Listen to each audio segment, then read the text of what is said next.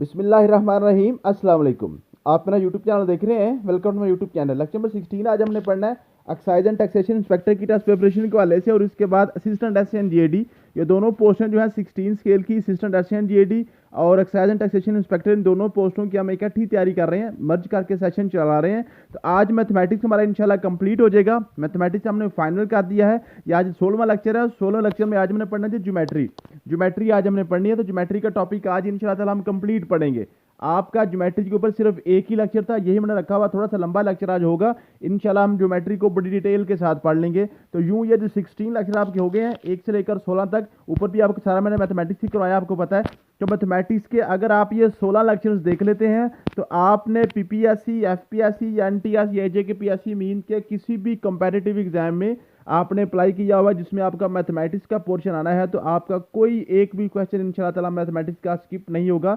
और आज मैं इंशाल्लाह ताला आपको इस लेक्चर के बाद जो है ना मैथमेटिक्स की कंप्लीट फाइल भी शेयर कर दूंगा। उसमें आपके पास 2020 से लेकर 2024 तक 5 सालों के पास पेपर्स में जिस भी पेपर में जो भी आपका पेपर में क्वेश्चन आया हुआ है मैथमेटिक्स के वाले से, चाहे वो आप सीक्वेंस एंड सीरीज का आपका टॉपिक है या आपका जो परसेंटेज का टॉपिक है, एवरेज का टॉपिक है, मीन्स के किसी भी टॉपिक का कोई भी क्वेश्चन आया हुआ है, वो सारे के सारे मैंने क्वेश्चन इकट्ठे कंपाइल करके आपके 5 साल के सिर्फ मैथमेटिक्स की जो फाइल है वो अलहदा कर दी है। तो आपको वो भी इंशाल्लाह सेंड कर दूंगा। तो यूँ आपका मैथमेटिक्स हमेशा हमेशा के लिए कवर हो जाएगा। वो अपनी फाइल भी मुकम्मल कर लेनी है। इसके साथ साथ ये 16 लेक्चर्स आपने बार बार रिवाइज करने हैं। तो इंशाल्लाह ताला इसके बाद हमने इंग्लिश की तरफ मूव करना है। अब हम इंग्लिश को मूव करेंगे इंशाल्लाह, ठीक है। उसके साथ मैंने आपको मुताला पाकिस्तान भी करवाया है। अब इंग्लिश के साथ जो है ना इस्लामियात को या कोई और सब्जेक्ट इंशाल्लाह ताला उसके साथ हम अटैच करेंगे।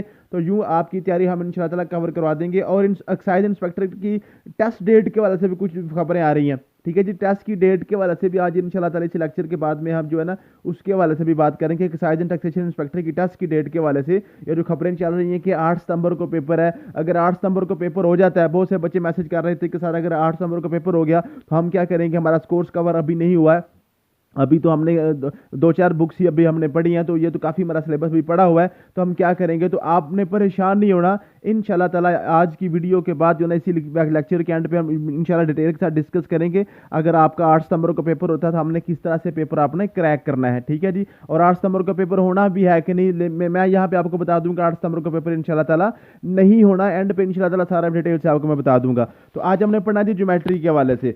तो ज्योमेट्री जो है ना, ज्योमेट्री के हवाले से सबसे पहले ये जो आज का जो लेक्चर है ना, मैं आपको जस्ट इसके मैंने पॉइंट्स बताते जाना कि कौन कौन से पॉइंट में कहाँ कहाँ से आपको किस तरह का क्वेश्चन बनना है, ठीक है। इसको आप फटाफट देखते रहिएगा। ज्योमेट्री के वाले से जो है ना इसकी डेफिनेशन में आपका क्वेश्चन बनता है, वो क्या बनता है जी, ज्योमेट्री का बताएं जी मीनिंग का है। ज्योमेट्री का मतलब होता है मेजरमेंट ऑफ अर्थ, जियो का मतलब होता है जमीन, मीट्री का मतलब होता है मेजरमेंट, तो ज्योमेट्री का मतलब होता है मेजरमेंट ऑफ अर्थ। तो यही आपके पास क्वेश्चन बनता है कि ज्योमेट्री का मतलब क्या है, मेजरमेंट ऑफ अर्थ, मीन के जमीन की पैमाइश।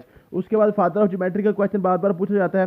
Father of geometry Euclid, Euclid को हम जो है फादर ऑफ ज्योमेट्री कहते हैं, ठीक है जी। मूसा खवारिज़मी को अलजबरा का हम कहते थे, और ये जो ज्योमेट्री का फादर यूक्लिड को कहते हैं। ये पेपर में बार बार क्वेश्चन पूछा जाता है, ये आपने कवर कर लेना है। उसके बाद जो ज्योमेट्री जो है ना जी, आपकी ज्योमेट्री स्टार्ट होती है पॉइंट से, एक पॉइंट से जिसको हम नुक्ता कहते हैं, जिसको हम नुक्ता कहते हैं, यहाँ से ज्योमेट्री आपकी स्टार्ट होती है, ठीक है जी।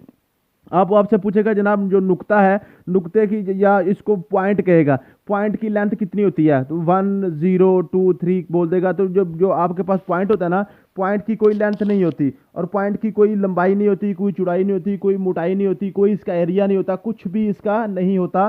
तो ये क्या होता है, ये जस्ट एक लोकेशन पॉइंट होता है।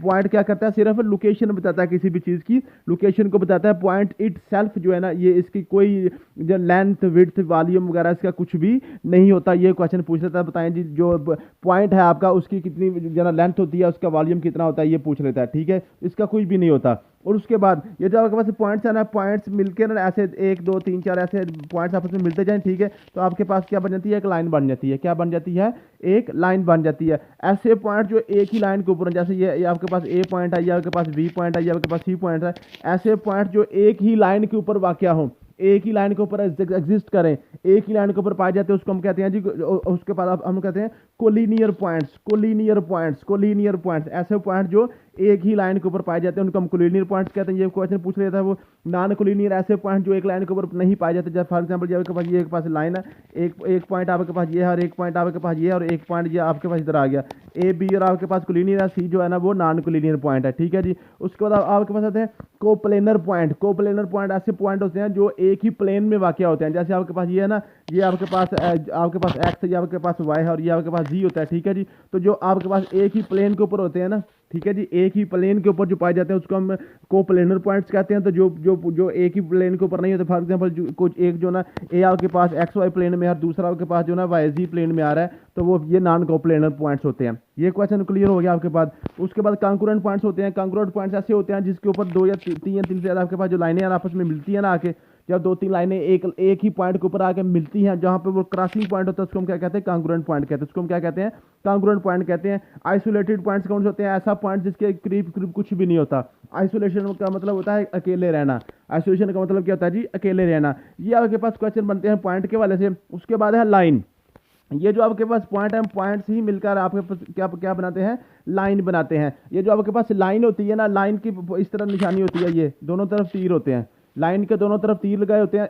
इस तीर का मतलब होता है ये इधर को अभी जा रही है, इसका मतलब भी क्या है, ये अभी इधर को जा रही है। तो यहाँ पे क्वेश्चन ये पूछता है, बताएं जी लाइन जो है ना, लाइन के एंड पॉइंट्स कितने होते हैं। तो लाइन का कोई एंड पॉइंट नहीं होता। ये जो लाइन होती है इसको हम कहते हैं उर्दू में खत कहते हैं। इसको हम क्या कहते हैं, खत कहते हैं। तो लाइन जो होती है, लाइन की कोई एंड पॉइंट नहीं होता। ये इस तरफ जा रही होती है, ये भी इस तरफ जा रही है। हमें इसकी लेंथ हम नहीं निकाल सकते, लाइन की लेंथ हम नहीं निकाल सकते। अगर ये जो लाइन है ना, ये लाइन है, लाइन को एक तरफ से हम काट दें, फॉर एग्जांपल ये आपके पास लाइन है, यहाँ से हम इसको एक तरफ से काट देते हैं, ठीक है, यहाँ से आपको काट देते हैं, ये यहाँ से खत्म है। तो ये जो लाइन है, ये एक तरफ यहाँ एंड पॉइंट है, एक तरफ आपके पास तीर लगा हुआ है, मीन्स के एक तरफ तीर है और एक तरफ तीर नहीं है। ये आपके पास एंड पॉइंट है, यहाँ से स्टार्ट हो रही है और यहाँ पे ये अभी जा रही है। तो इसको हम कहते हैं रे। इसको हम क्या कहते हैं, रे उर्दू में कहते हैं शुआ। इसको उर्दू में क्या कहते हैं, शुआ कहते हैं, ठीक है जी। तो ये रे के बारे से क्वेश्चन पूछेगा तो वो ये पूछेगा, बताएं जी रे के कितने एंड पॉइंट्स होते हैं। तो रे आपके पास एक एंड पॉइंट होता है। सूरज की रोशनी जो वो किसकी एग्जांपल है, वो रे की है, क्योंकि सूरज उसका एंड पॉइंट है, सूरज से स्टार्ट हो रही है और आगे की तरफ जा रही है, ठीक है जी। तो वो ये पूछ लेगा, बताएं जी जो ना लाइन के कितने एंड पॉइंट्स होते हैं, रे के कितने एंड पॉइंट्स होते हैं। या वो पूछ लेगा लाइन सेगमेंट। लाइन सेगमेंट, ये आपके पास लाइन है ना, लाइन का कुछ हिस्सा है, यहाँ से तोड़ दे, दोनों तरफ से तोड़ दे, मीन्स के ऐसा पॉइंट, जो ऐसा लाइन सेगमेंट होती है जिसका दोनों तरफ एंड पॉइंट मौजूद होते हैं, दोनों तरफ तीर का निशान नहीं होता, उसको हम कहते हैं लाइन सेगमेंट। तो लाइन सेगमेंट के दोनों आपके पास एंड पॉइंट्स मौजूद होते हैं, यहाँ से लेकर ये यहाँ तक है, ठीक है जी, समझ आ गई है। तो आपके पास जो ना लाइन का कोई एंड पॉइंट नहीं होता, रे का एक एंड पॉइंट होता है और लाइन सेगमेंट के दो एंड पॉइंट्स होते हैं। ये आपके पास कवर हो गया क्वेश्चन, ठीक है जी। उसके बाद आपके पास है जी angle.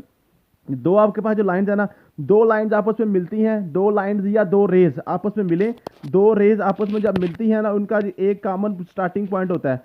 To rays with common starting points जो ना मेक्स एन एंगल। ये क्वेश्चन होता है कि दो आपके पास जो रेज है ना, दो रेज आपस में एक स्टार्टिंग पॉइंट से स्टार्ट हो रही है ना, एक ही स्टार्टिंग पॉइंट से दो रेज आपकी निकल रही है, तो वो मिलाकर क्या बनाएंगी, आपके पास एंगल बनाएंगी। और एंगल की क्वेश्चन में पूछता है, एंगल हमेशा आपके पास क्या होता है, यहाँ से लेकर ऊपर की तरफ जाता है, मीन के ये एंटी क्लॉकवाइज इसकी मेजरमेंट होती है। एंगल की हमेशा मेजरमेंट क्या होती है जी, एंटी क्लॉकवाइज इसकी मेजरमेंट होती है। ये क्वेश्चन वो आपसे पूछता है, ठीक है। हम ये जो है ना, फॉर एग्जांपल ये आपके पास लिखा हुआ है, ये आपके पास है ए और ये आपके पास बी है, तो एंगल आपका यहाँ ए से लेकर बी की तरफ इस तरफ को जाता है, ठीक है जी। क्लॉक आपको पता है, इधर कुछ क्लॉक की जो सुइयां होती हैं वो इस तरह को मूव करती हैं, लेकिन ये जो एंगल होता है ये एंटी क्लॉकवाइज होता है। ये क्वेश्चन वो पूछ लेता है, ठीक है। अब और क्वेश्चन को एंगल के वाले से क्या पूछेगा, एंगल के वाले से पूछेगा, जनाब ये दो रेज है ना, दो rays with common starting point is called angle. ये जो आपके पास दो रेज होती हैं, इसको हम कहते हैं आर्म्स ऑफ एंगल, जाविये के बाजू, ठीक है। और ये जो आपके पास है ना, ये जो कॉमन पॉइंट होता है दोनों का, दोनों रेज का कॉमन पॉइंट, उसको हम कहते हैं vertex of angle. Vertex angle का वर्टेक्स कहते हैं। द वर्ड यही जो सारी चीजें मैंने आपको बताई हैं। Two rays are called sides of angle, sides भी कहते हैं हम इसको आर्म्स भी कहते हैं। और common and point is called vertex. ये जो आपके पास कॉमन एंड पॉइंट है ना, या इसको कॉमन स्टार्टिंग पॉइंट भी कहते हैं, इसको ओरिजिन भी कहते हैं और वर्टेक्स भी कहते हैं, ठीक है जी।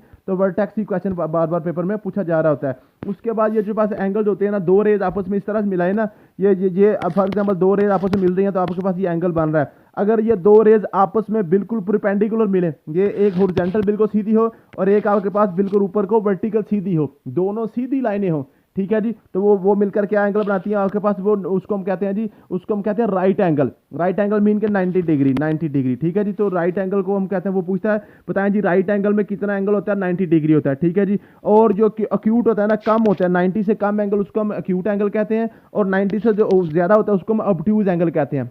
अक्यूट कम और ऑब्ट्यूज आपके पास ज्यादा होता है, 90 से जो ऊपर होता है वो आपके पास ऑब्ट्यूज एंगल होता है, और जो कम होता है वो आपके पास अक्यूट एंगल होता है। और लाइंस के वाले से एक क्वेश्चन मैं स्किप कर गया हूँ। लाइंस के वाले से एक क्वेश्चन पूछा जाता है, ऐसी लाइन जो कभी भी मीट नहीं करती। ये दो लाइनें है ना, देखें ऐसे ऐसे चल रही हैं, इनके दरमियान फासला हमेशा एक जैसा रहता है, उसको हम कहते हैं पैरेलल लाइन। और दो ऐसी लाइन जो ऐसे है, ऐसे फॉर एग्जाम्पल, ठीक है। अब इसको थोड़ा सा मैं आगे लेके जाऊंगा, इसको कट कर जाएगी, ठीक है। नॉन पैरेलल लाइंस है ये, क्या है जी, नॉन पैरेलल लाइंस हैं, ठीक है जी। और कभी कभार पूछता है जी वर्टिकल लाइंस, वर्टिकल या इसको कहते हैं राइट एंगल की जो लाइंस होती हैं, ठीक है जी। तो ये आपके पास है ऐसी लाइंस जिनके दरमियान जो आपके पास 90 का एंगल होता है, उसको हम वर्टिकल लाइंस भी कहते हैं। तो ये क्वेश्चन आपके पास पेपर में बार बार पूछे जाते हैं। एंगल के वाले से पूछता है, एंगल के वर्टेक्स के वाले से पूछता है, अक्यूट एंगल के वाले से पूछता है, ऑब्ट्यूज एंगल के वाले से पूछता है, ठीक है। स्ट्रेट एंगल क्या होता है जी, एक लाइन इधर को स्ट्रेट जा रही है और दूसरी बिल्कुल उसी इसकी सिमत में ही बिल्कुल जो है ना ऑपोजिट सिमत में सेम आ रही है, उसको हम कहते हैं स्ट्रेट एंगल। स्ट्रेट एंगल, ठीक है जी। स्ट्रेट एंगल 180 के बराबर होता है, स्ट्रेट एंगल आपका 180 के बराबर होता है। ये क्वेश्चन आपसे वो पूछता है, ठीक है। ये आपने क्वेश्चन कर लेने हैं। उसके बाद रिफ्लेक्स एंगल क्या होता है, रिफ्लेक्स एंगल है ये आपके पास एक एंगल है ना, फॉर एग्जाम्पल ये आपके पास एंगल बन रहा है, तो इसका बिल्कुल पीछे की तरफ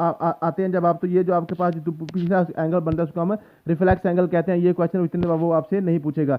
ये क्वेश्चन बड़ा इंपॉर्टेंट पूछता है, कंप्लीमेंट्री एंगल्स और सप्लीमेंट्री एंगल्स, इनके वाले से क्वेश्चन बार बार पूछता है। कंप्लीमेंट्री एंगल्स वो होते हैं जिन दोनों दो एंगल्स को जमा करें जवाब आपका 90 डिग्री आए। फॉर एग्जांपल आपके पास है 30 डिग्री प्लस 60 डिग्री, दोनों को जमा करें आपके पास जवाब आता है 90 डिग्री। तो ऐसे दो एंगल जिनको दोनों को जमा करें तो आंसर आपका 90 डिग्री है, उसको हम कहते हैं कंप्लीमेंट्री एंगल्स।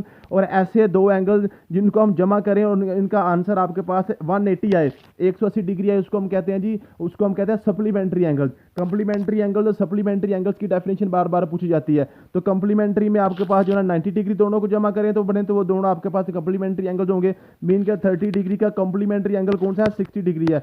45 का कंप्लीमेंट्री डिग्री आंसर कौन सा एंगल है, 45 डिग्री है, ठीक है जी। 45 से 45 90। 10 डिग्री का कंप्लीमेंट्री एंगल कौन सा है, 80 डिग्री है। 10 और 80 आपके पास 90 आ गए। इसी तरीके से आपके पास होता है सप्लीमेंट्री एंगल। सप्लीमेंट्री एंगल ऐसे होते हैं जिनको दोनों को जमा करें आंसर 180 आए। फॉर एग्जाम्पल कहते हैं 170 का सप्लीमेंट्री एंगल कौन सा है आपके पास ये जो 10 है, 170 10 को मिलाएं तो आपके पास 180 आ जाता है। ये सप्लीमेंट्री एंगल्स। और आपके पास जो ना कंप्लीमेंट्री एंगल्स के वाले से क्वेश्चन बार बार पूछता है वो, फिर वो एडजेसेंट एंगल्स के वाले से पूछता है, ऐसे एंगल्स जिनका वर्टेक्स सेम होता है। फॉर एग्जांपल एक के पास ये आपके पास एंगल है और एक आपके पास ये एंगल बन जाता है, एक एंगल ये है और एक एंगल ये है, दोनों का वर्टेक्स सेम है, दोनों का वर्टेक्स सेम है, उसको हम कहते हैं adjacent angles. Adjacent angles, adjacent angles, जुड़े हुए एंगल्स, ठीक है जी। उसके बाद आपके पास क्वाड्रेंट एंगल्स। क्वाड्रेंट एंगल्स कौन से होते हैं, ये जो आपके पास एक पूरा दायरा होता है ना, वैसे दायरे को मैं नीचे अभी पढ़ाना है, ठीक है जी। यहाँ पे थोड़ा सा आपको बता दूं, ये जो सर्कल है ना, ऐसे सर्कल, ये सर्कल को हम 4 हिस्सों में तकसीम करते हैं ऐसे, इसको हम क्या कहते हैं, 4 हिस्सों में तकसीम करते हैं। सर्कल के अंदर टोटल एंगल आपके पास 360 होता है, पूरे एक गोल चक्कर में 360 डिग्री का एंगल होता है। ये नीचे बातें अभी आनी है, ठीक है। तो ये इसको हम 4 हिस्सों में तकसीम करते हैं ना, तो क्वाड कहते हैं 4 को, चौथे हिस्से को हम कहते हैं क्वाड को, ठीक है। अगर ये जो आपके पास 4 हिस्से बनते हैं, 4 खाने बनते हैं, इनको हम क्वाड्रेंट कहते हैं। ये हमारा फर्स्ट क्वाड्रेंट होता है, ये आपके पास सेकंड क्वाड्रेंट होता है, ये आपके पास थर्ड क्वाड्रेंट होता है, ये आपके पास फोर्थ क्वाड्रेंट होता है, ठीक है जी। और ये जो जिसको हम जब जो आपका जो सर्कल है, सर्कल को हम 4 हिस्सों में तकसीम करते हैं, या किसी भी प्लेन को हम 4 हिस्सों में तकसीम करते हैं, तो ये जो आपके पास लाइनें होती हैं जिसको 4 हिस्सों में तकसीम कर रही होती हैं, इनको हम क्वाड्रेंट लाइन्स कहते हैं, क्वाड्रेंट लाइन्स। और इनके ऊपर जो एंगल बनते हैं उनको हम क्वाड्रेंट एंगल्स कहते हैं। ये आपके पास 0 डिग्री होता है, ये पहला आपके पास 0 डिग्री होता है, ये दूसरा आपके पास 90 डिग्री होता है, तीसरा आपके पास 180 डिग्री होता है, चौथा आपके पास 270 डिग्री होता है। मीन के 90 का फर्क होता है। तो ये आपके पास क्वाड्रेंट एंगल्स होते हैं। ये आपके पास क्वाड्रेंट एंगल होते हैं जिनको एक्स एक्सिस या वाई एक्सिस के ऊपर जो पाए जाते हैं वो आपके पास क्वाड्रेंट एंगल्स होते हैं। ये क्वेश्चन वो बार बार पेपर में पूछता है। उसको ट्रांसवर्सल किसे कहते हैं, ट्रांसवर्सल होती है जी, दो लाइनें आपके पास, दो पैरेलल लाइंस है ना, इन दोनों को काटने वाली जो लाइन होती है उसको हम कहते हैं ट्रांसवर्सल लाइन। उसको हम क्या कहते हैं, ट्रांसवर्सल लाइन। दो आपके पास पैरेलल लाइंस हैं, दोनों को जो एक लाइन कट करती है उनको हम कहते हैं ट्रांसवर्सल लाइन। ये जो ट्रांसवर्सल लाइन होती है ना, इससे आपके पास 4-5 किस्म के एंगल्स बनते हैं। ये आपके पास जैसे दो लाइन से बनी हुई है और इसको एक ट्रांसवर्सल काट रही है। इसके बाद vertical opposite angle, corresponding angle, alternative interior angle या इंटीरियर एंगल, ये सारे के सारे जो है ना, इनकी डेफिनेशन याद करने की जरूरत है, सिर्फ इसका कॉन्सेप्ट आपने क्या याद करना है। ये देखें जरा, ये क्वेश्चन पेपर में बड़ी ज़्यादा पूछता है। देखें फॉर एग्जांपल, ये आपके पास ये दो लाइनें हैं ना, इन दोनों को एक ट्रांसवर्स आपकी काट रही है। आप देखें जरा, इस पे जरा गौर करें, इस पे जरा गौर करें, जरा इस पे जरा ऊपर वाले एंगल पे जरा गौर करें। इसको आपने क्या करना है, आप यूं समझें, ये आपके पास ये जो हॉरिजॉन्टल लाइन है ना, इसके ऊपर आप स्टार्ट कर रहे हैं, 1 2 3 4, ये आपके पास 4 एंगल्स बन गए। इसी तरीके से नीचे वाले पे भी आप देखें जरा, तो इस वो वही तरीका नीचे वाले से ऊपर, यहाँ 1 2 3 4, यहीं से आपने इसको स्टार्ट करना है, ठीक है। तो आपके पास जो एंगल 1 होगा ना, वो नीचे वाले 1 के बराबर होगा, एंगल 2 नीचे वाले 2 के एंगल के बराबर होगा, एंगल 3 नीचे वाले एंगल 3 के बराबर होगा, ठीक है जी। ये आपके पास ये जो ना, ये फॉर एग्जाम्पल थोड़ा सा मैं थोड़ा चौड़ा कर दूं, ठीक है। तो ये आपने क्या करना है, जो इस एंगल की लोकेशन होगी, वो नीचे वाला भी इसी लोकेशन के बराबर होगा। एक तो बात ये होगी, और ये जो इनके अपोजिट एंगल होते हैं वो भी आपस में बराबर होते हैं। ये जो इनके अपोजिट एंगल होते हैं ना, ये आपके पास फॉर एग्जाम्पल एंगल 1 है और ये आपके पास एंगल 2 है, ये 1 और 2 आपस में बराबर होते हैं, 1 और 2 आपस में बराबर होते हैं। और ये 1 और ये नीचे वाला 1 भी आपस में बराबर होते हैं, ये वाला 2 और नीचे वाला 2 के बराबर होता है, ठीक है। समझ आ गई है। आप देखें जरा, अब ये 1 ये वाला 1 वाला एंगल 2 के बराबर है, और ये जो 2 वाला एंगल है, ये जो 2 वाला एंगल है, ये इस 2 के बराबर है, और ये 2 है, ये इस 1 के बराबर है, और ये 1 जो इस 1 के बराबर है, इसका मतलब ये 2 इस 1 के बराबर आ गया, ये वाला 2 भी इस 1 के बराबर आ गया। तो इस तरह से क्वेश्चन वो पूछेगा आपसे, इस तरह की एक शक्ल बना देगा, कहेगा जी देखें ये आपके पास 30 डिग्री है, ये आपके पास 30 डिग्री है, और बताएं आपके पास ये जो एंगल है ना, ये एंगल कितना है, ये एंगल कितना है, ठीक है। तो आपने फटाफट आपको पता चल जाना, ये अगर ये 30 है तो ये भी आपके पास 30 है, ठीक है। अगर ये 30 है तो ये आपके पास ये भी 30 है, ये 30 है तो नीचे वाला भी आपके पास 30 डिग्री है, ठीक है। इस तरह से आपने जो एंगल जो है ना, ये आपस में सेम होते हैं। तो इस तरह से वो क्या करेगा, एक शक्ल बना के आपको पूछ लेगा, बताएं जी इनमें से जो मिसिंग एंगल है वो कितने का है, वो कौन सा है, ठीक है। समझ आ गई। ये 2 लाइनें ऐसे ऐसे खींचेगा और फॉर एग्जांपल ये बता देगा आपको, तो कहेगा ये आपके पास 45 डिग्री का एंगल है, ये आपके पास जो है 70 डिग्री का एंगल है, और बताएं जी ये जो आपके पास एंगल है ये कितने का, ये कितने का, ठीक है जी। तो ये आपने इस तरह से एंगल्स को आपने फाइंड करना होता है, ठीक है। अब यहाँ से क्वेश्चन क्या बन रहा है, आप देखें ये आपके पास पूरी की पूरी लाइन के ऊपर आपको पता है, अभी मैंने आपको बताया स्ट्रेट एंगल ये 180 का होता है। तो ये पूरी की पूरी लाइन के ऊपर अगर आप 180 का एंगल है, तो ये 45 में निकालते तो ये पीछे वाला कितना बच जाएगा, पीछे वाला आपके पास बन जाएगा 135 डिग्री का पीछे बन जाएगा। तो यूँ आपने क्या करना होता है, ये एंगल्स की मेजरमेंट्स भी आपने इस तरीके से करनी होती हैं। ये भी क्वेश्चन वो पेपर में बार बार पूछता है। अगर किसी कंसेप्ट की समझ ना आई तो कॉल करके समझ लीजिएगा, मैं आपको समझा दूंगा, एक एक कंसेप्ट को अलग अलग समझा दूंगा, क्योंकि अगर यहाँ पे मैं बड़ी डिटेल के साथ समझाने बैठूंगा तो ये बहुत लंबा लेक्चर हो जाएगा, सारे बच्चे को आ जाएंगे, ठीक है जी। ऑलमोस्ट जो बच्चे जिनको थोड़ा सा मैथमेटिक्स का बैकग्राउंड है वो तो सारे कवर कर लेंगे, जिनका नहीं होगा वो मुझे कॉल कर लें, मैं एक एक पॉइंट पे 2-2 घंटे भी आपको समझा सकता हूँ, ठीक है जी। उसके बाद आपके पास है जी, ये नेक्स्ट आपके पास आ गया जी, ये है जी पॉलीगॉन्स का आ गया जी, पॉलीगॉन्स। ये पॉलीगॉन्स के वाले से क्वेश्चन बार बार पूछता है। वो पॉलीगॉन्स क्या होती है, पॉलीगॉन ऐसे होती है दो से ज्यादा साइडों वाली जो शक्ल होती है उसको हम पॉलीगॉन्स कहते हैं, ठीक है। पॉलीगॉन क्या जी, फॉर एग्जांपल ये आपके पास 4 साइडों वाली बंद शक्ल को इसको हम कहते हैं जी, इसको हम स्क्वायर कहते हैं, इसको मुरब्बा कहते हैं। ऐसी 4 साइडों वाली शक्ल जिनकी चारों साइड बराबर नहीं होती, आमने सामने वाली बराबर होती है, उसको हम क्वाड्रिलेटरल कहते हैं। और फिर ऐसी जिनकी दोनों साइडें जो 90 डिग्री होती नहीं, उसको हम पैरेललोग्राम कहते हैं, ठीक है जी। और उसके अलावा आपके पास जो है ना, ये आपके पास 3 साइडों वाली को ट्राइंगल कहते हैं, 4 साइडों वालों को आप क्वाड्रिलेटरल कहते हैं, 5 साइडों वाले को आपको क्या कहते हैं, इसको हम पेंटागोन कहते हैं, 6 साइडों वाली को हम क्या कहते हैं जी, 6 साइडों वाली को हम हेक्सागोन कहते हैं, 7 साइडों वालों को हेप्टागोन कहते हैं। और ये सारी चीज़ क्या है, यहाँ से ये डेफिनेशन आपने याद करनी है। पूछेगा आपसे कि ऐसी आप ज्योमेट्रिकल शेप जिसकी 4 साइडें होती है उसको हम क्या कहते हैं, 6 साइडें। ऐसे 6 वाली आमतौर पे पूछता है वो, ये आपके पास 6 वाली साइडें वाली आपके पास ये इस तरह से बनती है, ठीक है। तो वो कहेगा जी ये 1 2 3 4 5 6 साइडों वाली बंद शक्ल को हम क्या कहते हैं, इसको हम हेक्सागोन कहते हैं।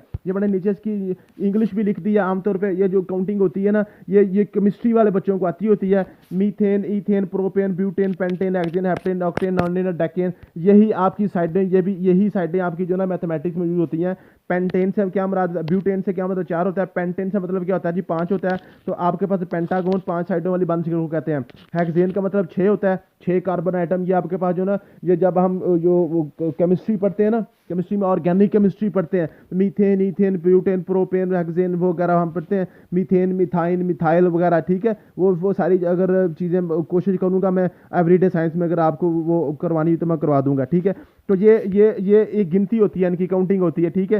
हेप्टेन जैसे ऑक्टेन, ऑक्टल नंबर सिस्टम हमने पढ़ा था, ऑक्टेन किसको कहते हैं, 8 को कहते हैं। तो यहाँ पे जो ना ऑक्टागोन आपकी क्या होगी, 8 साइड वाली बंद शक्ल होगी, ठीक है जी। उसके बाद आपके पास है जी ये आपके पास types of quadrilateral. Quadrilateral quad कहते हैं चार को, क्वाड कहते हैं चार को। अब चार साइडों वाली बंद शक्ल जो है ना, इसकी मुख्तलिफ टाइप्स होती हैं। एक तो आपके पास ऐसी चार बंद साइड वाली शक्ल होती है जिसके चारों साइडें आपस में बराबर होती हैं, और ये इसको हम कहते हैं जी, इसको हम कहते हैं स्क्वायर। इसको हम क्या कहते हैं? स्क्वायर। इसको हम क्या कहते हैं? स्क्वायर कहते हैं। फिर होती है रेक्टेंगल। रेक्टेंगल होती है जिसकी आमने सामने वाली साइडें बराबर होती हैं लेकिन सारी बराबर नहीं होती, इसको हम कहते हैं जी, इसको रेक्टेंगल कहते हैं। फिर होती है पैरेललोग्राम। पैरेललोग्राम ऐसी होती है जिसमें कोई भी एंगल 90 का नहीं होता लेकिन आमने सामने वाली साइडें आपस में बराबर होती है, उसको हम पैरेललोग्राम कहते हैं। ठीक है जी। उसके बाद रेगुलर पॉलीगॉन। रेगुलर पॉलीगॉन क्या होती है जी? Polygon having all sides equal in length. जो आपके पास रेगुलर पॉलीगॉन है जिसकी सारी साइडें एक जैसी होती है उसको हम रेगुलर पॉलीगॉन कहते हैं। अब रेगुलर पॉलीगॉन में आपके पास जो चार साइडों वाली रेगुलर पॉलीगॉन होगी वो आपके पास स्क्वायर होगा। पांच साइडों वाले भी आपके पास रेगुलर पॉलीगॉन हो सकते हैं जिसकी पांचों साइड एक जैसी हो। छः जो होंगी, छः की छः भी अगर उसकी एक जैसी साइडें होंगी तो आपके पास रेगुलर हेक्सागोन बन जाएगी। ये क्वेश्चन आपसे पूछता है वो, ठीक है, आमतौर पर यहाँ से यही क्वेश्चन पूछेगा। बताएं जी हेक्सागोन के जो ना कितनी साइडें होती हैं, हेप्टागोन की कितनी होती हैं, आपके पास ऑक्टागोन की कितनी होती हैं। तो ये अगर ये गिनती आप नीचे वाले याद कर लेते हैं काउंटिंग, तो यही आपकी कवर हो जाएगी इंशाल्लाह ताला। ठीक है जी। उसके बाद आपके पास आ गया जी, ये है जी आपके पास है। उसके बाद ये आपके पास आ गया जी, ये यहाँ से ना इनके एंगल्स के हवाले से क्वेश्चन पूछता है वो। एंगल्स आपके पास पूछता है जनाब बताएं जी, जो आपके पास है हेक्सागोन, हेप्टागोन या जो क्वाड्रिलेटर है, इनके एंगल इनक्लोज कितना होता है। ठीक है जी। ये आपने क्वेश्चन करना होता है। फॉर एग्जांपल वो कहता है जी आपके पास चार साइड वाली बंद शक्ल है, इसको क्वाड्रिलेटरल कहते हैं। इसके अंदर ये एंगल है और एक ये एंगल है और एक ये एंगल है और एक ये एंगल है। कोई भी कॉर्नर से आपके एंगल बनते हैं ना, बताएं टोटल एंगल कितने होते हैं इसके अंदर। या वैसे ट्राइंगल बना के पूछेगा, बताएं जी total angle enclosed by triangle कितना होता है। या पूछेगा आपसे पास, ये देखें जी हेक्सागोन, या इसके टोटल एंगल कितना होता है, हेक्सागोन के अंदर टोटल एंगल कितना होता है। तो इसके वाले से ये मैंने फार्मूला लिखा हुआ है, formula for angle enclosed bye polygon. ये होता है जी n-2 multiply by 180, n-2 multiply by 2। यह मेरे ख्याल में यहाँ पे गलती टाइपिंग की हुई है, n-2 के साथ जीरो नहीं आना था बल्कि क्या आना था, इसकी यहाँ पे ब्रैकेट आनी थी। n-2 multiply by 180। अगर फॉर एग्जाम्पल आप ट्राइंगल पूछ रहे हैं तो ट्राइंगल की साइडें होती हैं तीन, ट्राइंगल की साइडें तीन होती हैं, तो आपके पास 3 - 2 ज़रब 180 करें तो आपके पास 3 - 2 1 ज़रब 180 आपके पास बन गया 180। तो जो आपके पास ट्राइंगल के जो एंगल्स होते हैं टोटल वो कितने होते हैं, 180 डिग्री एंगल एनक्लोज होता है ट्राइंगल के अंदर। ठीक है जी। इस तरीके से आप फॉर एग्जांपल आप चार साइडों वाली की बात कर रहे हैं, क्वाड्रिलेटर की या स्क्वायर की या रेक्टेंगल की या आपके पास पैरेललोग्राम की, तो आप क्या करेंगे 4 - 2 मल्टीप्लाई बाई 180 आप करेंगे तो आपके पास आएगा 2 ज़रब 180 आपके पास आएगा 360 डिग्री। तो चार साइडों वाली बंद शक्ल के अंदर एंगल आपके पास टोटल कितना होगा, 360 डिग्री होगा। अगर वो पांच साइडों वाले की बात कर लेता है तो पांच साइड पेंटागोन के अंदर 5 - 2 ज़रब 180, तो आपके पास आ गया 180 ज़रब 3 आ गया 540 डिग्री। तो यूँ आपके पास टोटल जो आपके पास पेंटागोन है उसका जो टोटल एंगल उसके अंदर होता है उसको हम क्या कहते हैं जी, 580 डिग्री होता है, 540 डिग्री, 540 डिग्री 3 से मल्टीप्लाई कर रहे हैं ना। अब यहाँ पे क्वेश्चन ये भी पूछता है, बताएं जी जो आपके पास रेगुलर हेक्सागोन है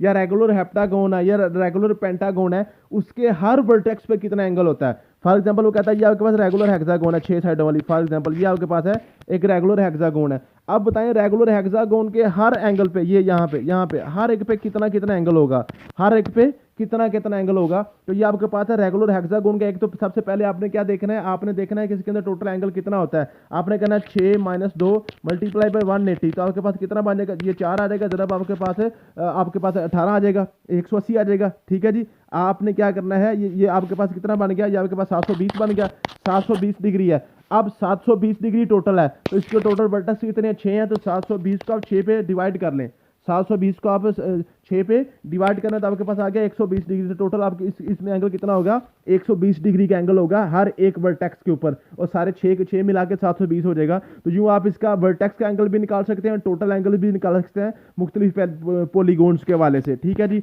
उसके बाद आपके पास ये क्वेश्चन क्लियर हो गया जी। उसके बाद जो है ये मैंने एंगल्स भी आपको सारे निकाल के दिखाए हुए हैं, या पढ़ेंगे तो इंशाल्लाह ताला आपको समझ आ जाएगी। फिर आपके पास टाइप्स ऑफ ट्राइंगल्स के वाले से क्वेश्चन बार बार पूछता है वो, जो आपके पास ट्राइंगल है ना उसकी टाइप्स के वाले से क्वेश्चन पूछता है। ट्राइंगल जो है ना, ट्राइंगल के वाले से अक्सर आपका जो पेपर है ना ज्योमेट्री के वाले से पेपर में, या तो आपको क्वेश्चन आपका जो ना ये आपके ट्राइंगल से आना या सर्कल से आना, ये ट्राइंगल से या सर्कल से, ये दो बड़े इंपॉर्टेंट होते हैं, इनको मैं डिटेल से आपको पढ़ाने की कोशिश करता हूँ।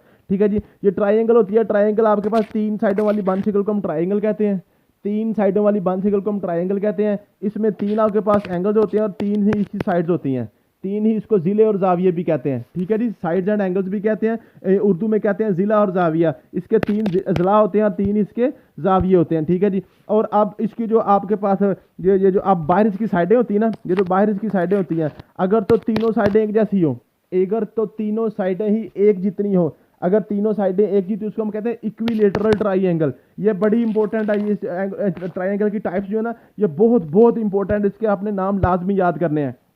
ऐसी ट्राइंगल जिसके तीनों बाहर के जो तीनों साइडें जो है एक जैसी होती हैं, उनकी लेंथ बराबर होती है, उसको हम कहते हैं जी इक्विलेटरल ट्राइंगल। अगर आपके पास ऐसी ट्राइंगल जिसकी सिर्फ दो साइडें बराबर हो, दो साइडें बराबर हो, लेकिन तीसरी जो है ना वो बराबर ना हो, तीसरी जो है ना वो बराबर ना हो, उसको हम कहते हैं आइसोलेस ट्राइंगल, आइसोलेस ट्राइंगल, ठीक है जी। और अगर ऐसी ट्राइंगल जिसकी तीनों ही बराबर ना हो, तीनों ही एक छोटी हो, एक उससे बड़ी, एक उससे बड़ी, तीनों साइडें ही आपस में मुख्तलिफ उनकी लेंथ, तो उसको हम कहते हैं स्केलन ट्राइंगल, उसको हम कहते हैं स्केलन ट्राइंगल, स्केलन ट्राइंगल। इसी तरीके से तीन टाइप्स आपकी जो है ना तीन एंगल्स के वाले से हैं।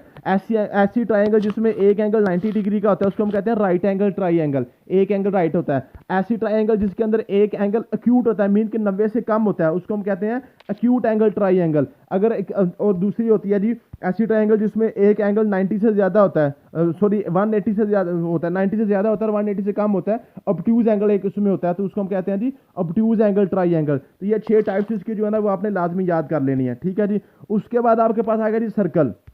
सर्कल के वाले से क्वेश्चन जो पूछे जाएंगे, सर्कल किसको हम कहते हैं? सर्कल हम कहते हैं जी आपके पास एक पॉइंट है ना, इस पॉइंट से आपने दो पॉइंट्स ऐसे लगाने हैं जो दोनों इसके उनका फासला इससे सेम हो। एक ये पॉइंट 2 सेंटीमीटर पे लगाता हूँ, एक ये पॉइंट 2 सेंटीमीटर पे लगाता हूँ, फिर मैं कहता हूँ 2 पॉइंट और लगाएं, मैं एक ये लगा देता हूँ और एक ये लगाता हूँ, फिर मैं कहता हूँ 2 और लगाएं, मैं एक ये और एक ऐसे लगाते लगाते लगाते हम जो ना हम काफ़ी ज़्यादा पॉइंट्स ऐसे लगाएंगे जिन तमाम पॉइंट्स का फासला जो है ना इस पॉइंट से बराबर होगा, तो वो सारे मिलाकर क्या बना देंगे, एक सर्कल बना देंगे। इसकी फिर डेफिनेशन होती है union of the points having the same distance from a fixed point, उसको हम सर्कल कहते हैं। और ये जो फिक्स्ड पॉइंट होता है उसको हम सर्कल का हम सेंटर कहते हैं। और ये जो फासला होता है ना सर्कल से लेकर बाउंड्री तक, उसको हम कहते हैं जी रेडियस ऑफ सर्कल, उसको हम कहते हैं जी बाउंड्री ऑफ सर्कल, ठीक है जी। इसके अलावा डबल रेडियस कर देना, ये दो रेडियस को उसको फिर हम कहते हैं जी इसका डायमीटर कहते हैं। उसके बाद कार्ड, डायमीटर और सेकेंड वगैरह, सेक्टर, सेगमेंट,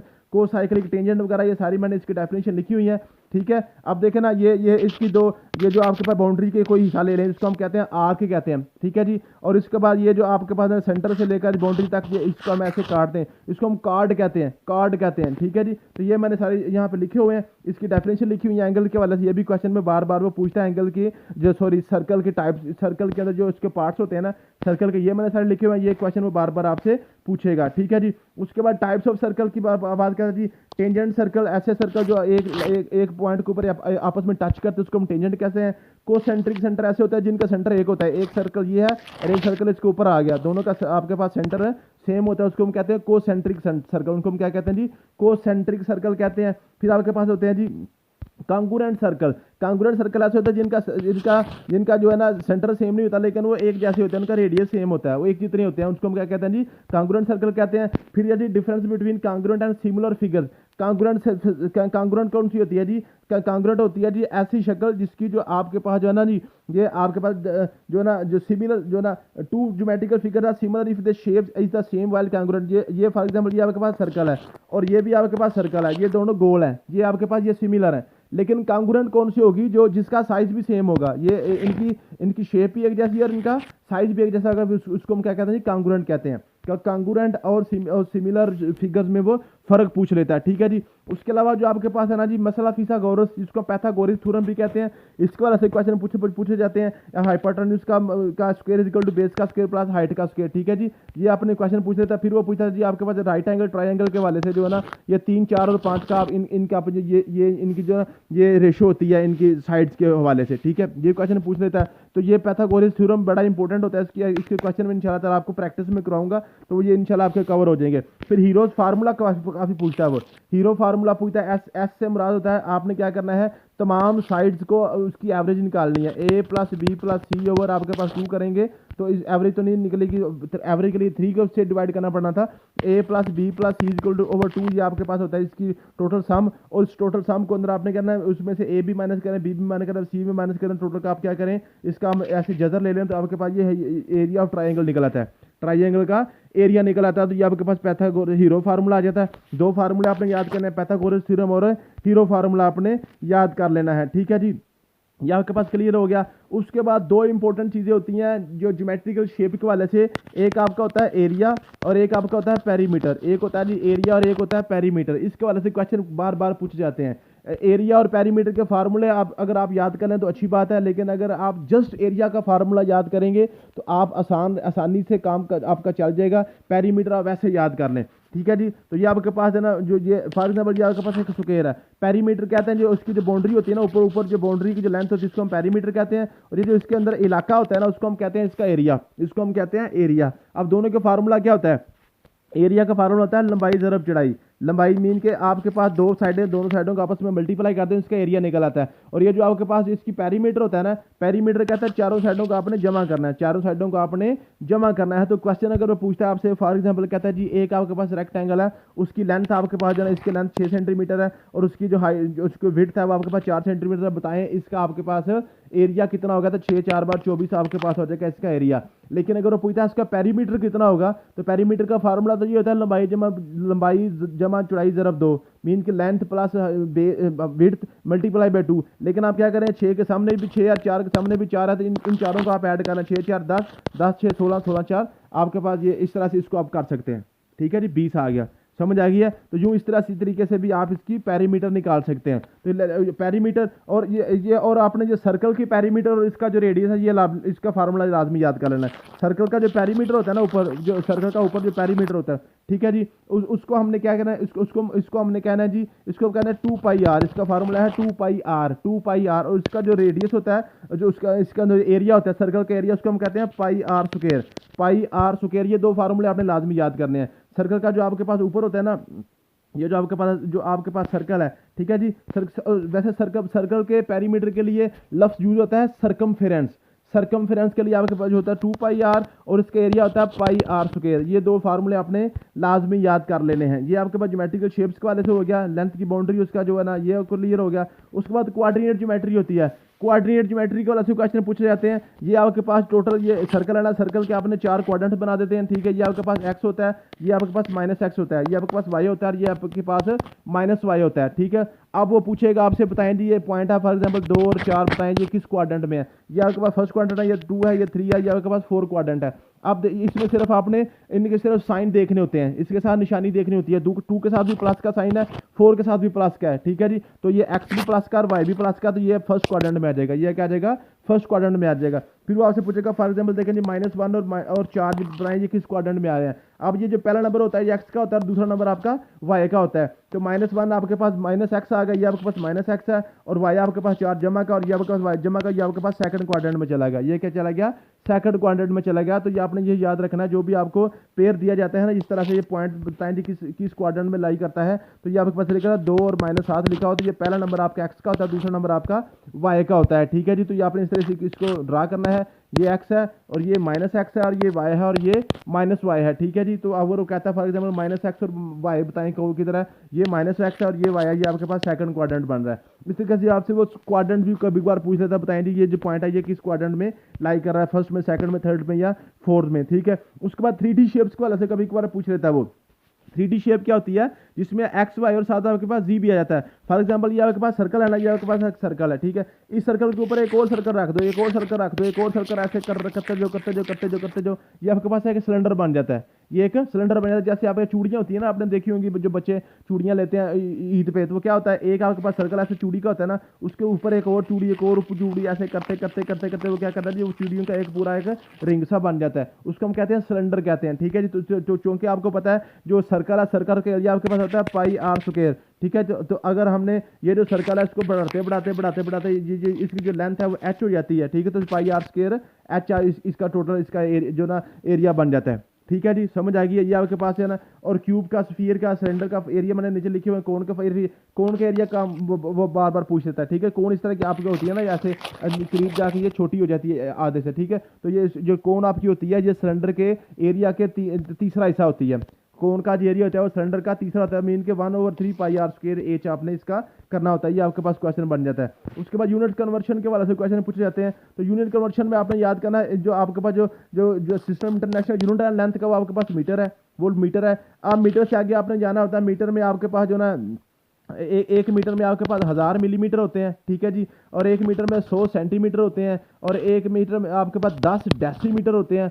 डेसी 10 को कहते हैं, सेंटी आपके पास 100 को कहते हैं, और मिली आपके पास 1000 को कहते हैं। और इसके अलावा जो ना आपके पास 1000 मीटर मिल जाए तो 1 किलोमीटर बन जाता है। तो किलोमीटर और मिलीमीटर आपस में उलट है। ठीक है जी, जो किलोमीटर जो है ये 1000 मीटर मिलकर 1 किलोमीटर बनाता है, और 1000 मिलीमीटर मिलकर 1 मीटर बना देता है। ये भी यूनिट कन्वर्शन भी आपने याद करनी है। फिर वो पूछता है, बताएं जी 1 मीटर में कितने फीट होते हैं? तो 1 मीटर में 3.28 फीट होते हैं। और एक आपके पास जो 1 यार्ड होता है उसको जिसको हम गज कहते हैं, तो 1 यार्ड में 3 फीट होते हैं। 1 यार्ड में 3 फीट होते हैं, और 1 मीटर में 3.28 फीट होते हैं। तो ये आपने यूनिट कन्वर्शन के वाले से भी चीज़ें याद करनी है। ये भी क्वेश्चन आपसे पूछे जाते हैं। और नीचे आपके पास कुछ पास्ट पेपर क्वेश्चन हैं। ठीक है जी, ये जो मैंने आपको ज्योमेट्री करवाई है, इसी के वाले से आपने क्वेश्चन करने होते हैं। ठीक है जी, मुझे उम्मीद है कि आप ये जो आपके जो पास्ट पेपर क्वेश्चन है ना, ये भी हो जाएंगे। और एक बात रही डायमीटर की। डायमीटर होती है जी आपके पास, ये फॉर एग्जाम्पल ये आपके पास जो है ना, ये आपके पास एक स्क्वायर है, तो इसके जो 2 कॉर्नर्स को आपस में मिलाते हैं उसको हम डायमीटर कहते हैं। इसको हम क्या कहते हैं जी?